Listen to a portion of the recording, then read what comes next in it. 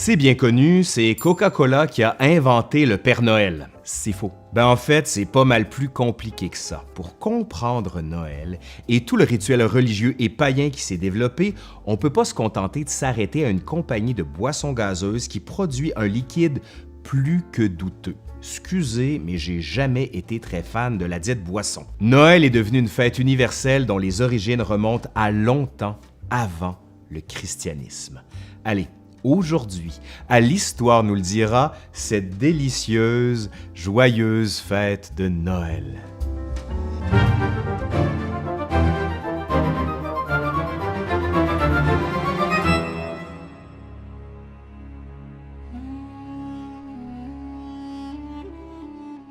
Pour comprendre les origines de Noël, il faut remonter dans l'Antiquité. À Rome, on profite de l'occasion pour célébrer Saturne, dieu qui donne la prospérité et qui a appris aux hommes l'art de cultiver la terre. Les rituels sont alors liés à la fête du solstice d'hiver, mais aussi au culte de Mitra qui vient de la Perse et qui a été amené par les légions romaines. Disons qu'on y voit de nombreux points similaires avec le culte de la nativité. Mitra est souvent représenté comme un poupon dans une grotte. Il est le Sol Invictus, le soleil invaincu, qualificatif qui va aussi être utilisé pour Jésus. Mais revenons au Saturnal et à Rome. La fête de décembre est alors chère au peuple romain qui trouve l'occasion de se rassembler lors d'un rituel en fin d'année, synonyme que le grain qui a été stocké peut enfin être consommé. On célèbre Saturne dans un des plus vieux temples du Forum. Un banquet est donné, il rassemble toutes les familles. Bientôt, la fête est annuelle. Quand Jules César réforme le calendrier, les Saturnales s'allongent dans le temps. Ainsi, sous la République, les festivités durent 2 jours, mais l'augmentation du nombre de jours fériés fera bientôt des Saturnales une fête qui se déroule sur 1 semaine. À l'époque de Caligula, la fête s'étend donc du 17 au 23 décembre. Sur les 7 jours fériés, donc, pas de guerre, pas de travail, pas d'école, seul le premier jour est consacré aux obligations religieuses, tandis que les 6 autres ne sont que banquets, carnaval, orgies, chants obscènes ou grivoiseries. Nombreux sont ceux qui se jettent à corps perdu dans les jeux de hasard. Tout est alors autorisé, l'ivresse, les jeux, la débauche, et on en profite amplement. Certains citoyens préfèrent alors porter des vêtements plus amples qui conviennent mieux pour épouser les nouvelles formes de la bombance. L'atmosphère s'échauffe alors vite et les festins, où se mêlent maîtres et esclaves, voient alors des plaisanteries grivoises envahir les conversations.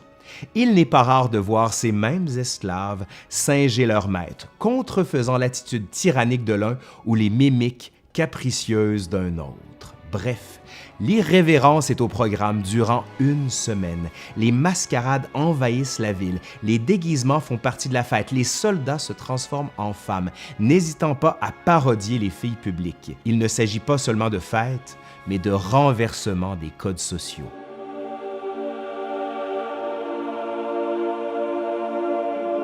Les chrétiens vont ensuite reprendre cette fête en y ajoutant la naissance de Jésus, soit la naissance sur la terre d'un Dieu qui est fait homme. La date n'est pas choisie au hasard. Il fallait faire oublier ou plutôt adapter les nouvelles croyances. Ce qui est pratique, c'est qu'on ignore la date de la naissance du Christ. Elle n'apparaît nulle part dans les évangiles. La date du 25 décembre a été arbitrairement choisie, mais pas tant que ça. Pourquoi?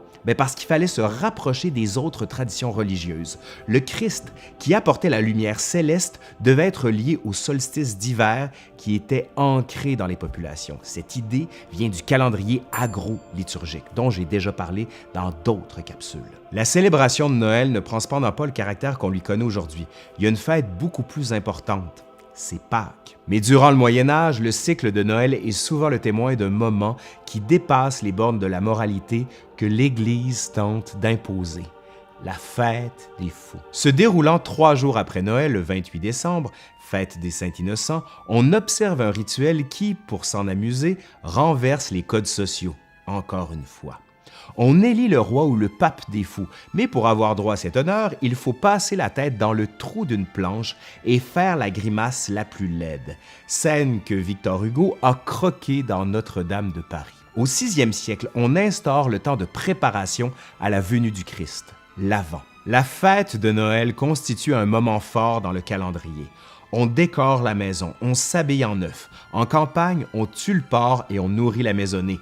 On sort les dés, mais il faut surtout assister aux processions et aux tableaux vivants devant les parvis des cathédrales, question de raffiner ou de se rappeler ses connaissances sur la passion du Christ.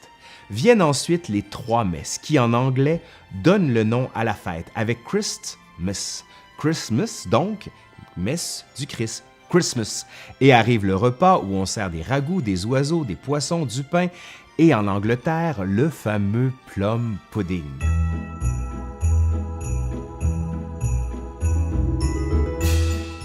D'où vient donc le Père Noël?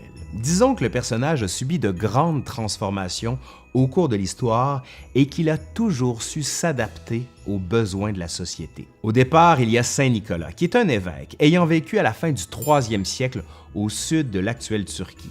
On raconte que par sa générosité, il aurait réalisé des miracles. Saint patron et protecteur des petits-enfants et de la Lorraine, Saint Nicolas est fêté tous les 6 décembre, date de sa mort dans l'Est et le nord de la France, ainsi que dans de nombreux pays d'Europe, Allemagne, Belgique, Pays-Bas et Autriche.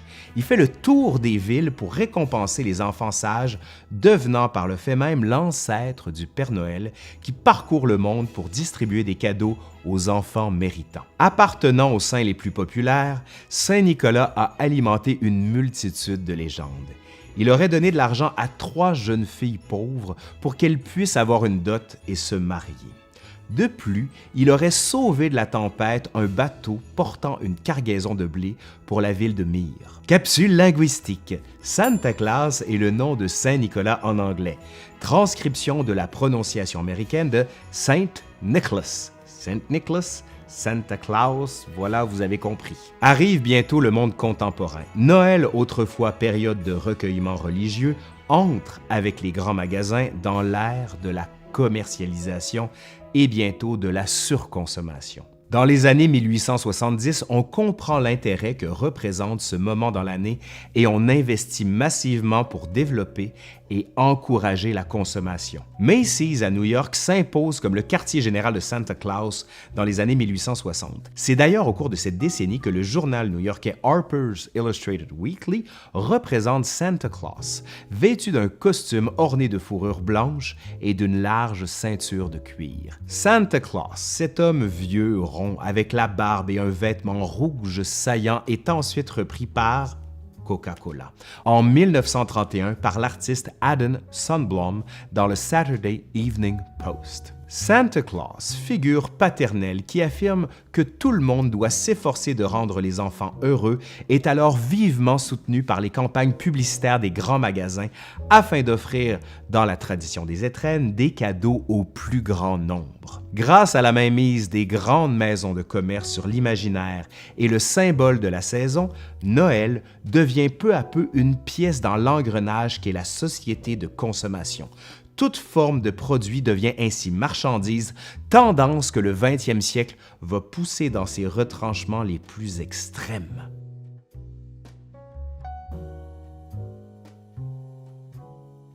C'est l'heure de cadeaux! Avant le 19e siècle, disons que c'est plus sobre, pas mal plus sobre. En fait, il y en avait juste pas.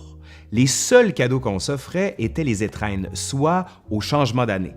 Cependant, avec l'arrivée des grands magasins et de la commercialisation, on veut, c'est-à-dire les magasins, veulent avoir une plage de vente plus importante que les étrennes. On commence à faire de la publicité pour que les parents offrent des cadeaux aux enfants également à Noël, et naît peu à peu la tradition des cadeaux. C'est l'heure de cadeaux! On commence par donner des noix et des oranges. Oui, la fameuse orange dont vos grands-parents vous parlaient. Puis les cadeaux se développent de plus en plus. On diversifie carrément ce qu'on offre. Le shopping des fêtes devient une véritable culture populaire. Ce nouvel intérêt s'explique aussi par le déplacement de la fête du jour de l'an à celle de Noël. Le capitalisme industriel se manifeste dans l'instance mise sur l'achat et aussi sur l'achat des cadeaux. Le mois de décembre devient peu à peu le temps des étrennes. La bourgeoisie impose la mode de donner des cadeaux à Noël à tout le monde et bien sûr spécifiquement aux enfants.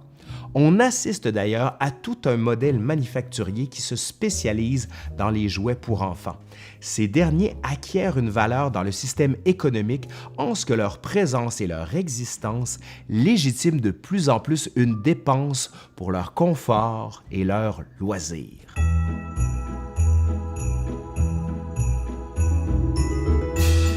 Ouais, depuis quand et surtout pourquoi? Le sapin conifère qui est toujours vert vient de l'Est. Il est lié aux mystères médiévaux, ces pièces de théâtre religieuses que l'on faisait devant les églises.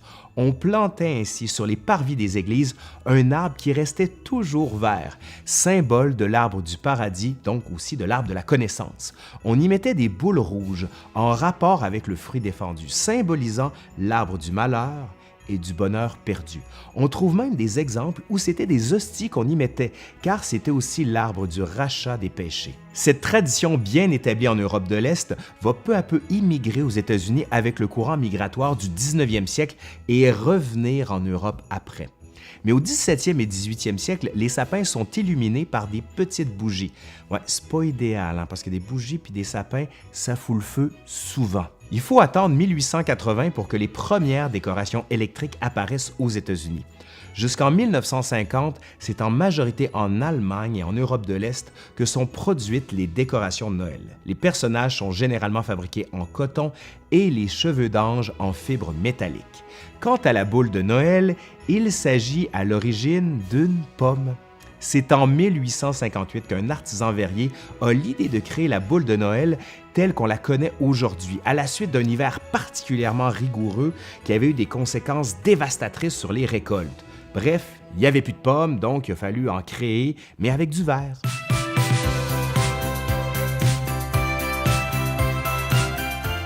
Oui, je sais, vous êtes déjà plus capable de les entendre, ces fameuses chansons de Noël, mais elles ont quand même une histoire qui n'est pas inintéressante. Dans la littérature de colportage à l'époque moderne, donc du 16e au 18e siècle, on retrouve des bibles de Noël avec des chants qui permettaient aux fidèles d'intervenir dans l'ordinaire de la messe. On en connaît les airs et bientôt les paroles. D'autres chansons viennent carrément de la culture populaire. Il est né le divin enfant, par exemple, est un air de cor de chasse du 17e siècle. Il n'est pas rare, en Europe, mais aussi un peu partout, qu'on récupère la musique et qu'on y mette des paroles religieuses dessus. Douce nuit est né en Autriche et a été traduit dans le monde entier. On trouve même un musée à Salzbourg sur cette chanson-là qui est née il y a 200 ans. Les anges dans nos campagnes, qui est un cantique tout aussi ancien, mais on ne connaît pas ici aussi son auteur. Plusieurs de ces chansons ont été connues parce que les enfants se promenaient de maison en maison pour obtenir des cadeaux en fin d'année, les fameuses étrennes. En Angleterre, ça va devenir les Christmas Carols. Noël devient de plus en plus désacralisé. Les chants de Noël en font foi. Petit Papa Noël de Tino Rossi, qui est chanté pour la première fois dans un film, va être vendu à 30 millions d'exemplaires. Après la Deuxième Guerre mondiale, Noël devient une fête de plus en plus commerciale. Je vous apprends rien là. Et disons qu'on entre dans un règne où Noël doit certes être en famille, mais surtout où on doit consommer. Allez, sur ce, je vais me faire un bon plum pudding avec un eggnog. Je suis Laurent Turcot de l'Histoire nous le dira et je vous dis joyeux Noël. Attendez, je vais le recommencer. Joyeux Noël. C'est-tu bon?